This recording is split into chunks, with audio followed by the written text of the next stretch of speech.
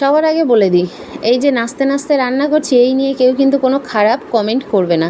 কারণ কি বলো তো, এতটা পরিমাণে গরম, তোমরা যারা এই গরমের মধ্যে রান্নাঘরে রান্না করছো তারাই কিন্তু আমার কষ্টটা বুঝতে পারবে।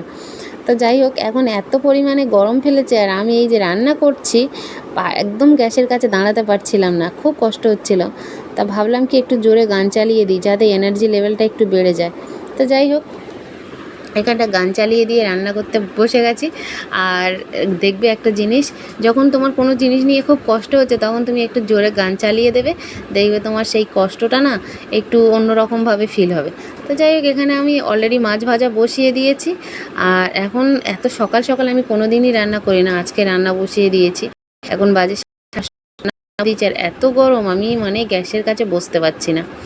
তো যাই হোক, আমি মাছ ভাজায় আমার শেষ হয়েছে, পটল ভাজা বসিয়ে পটল, এই জন্য পটল কিন্তু ভাজা খাবো না, পটলগুলো ভেজে তুলে নেব, মাছে আলু পটল দিয়ে ঝোল করব।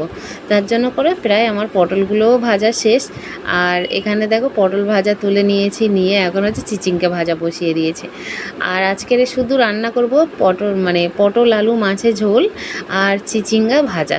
আর চিচিঙ্গা ভাজাটা অনেক দিন খাইনি, আমার খুব খেতে ইচ্ছা করছিল নারকেল দিয়ে চিচিঙ্গা ভাজা, তো আজকেরে করে নিলাম।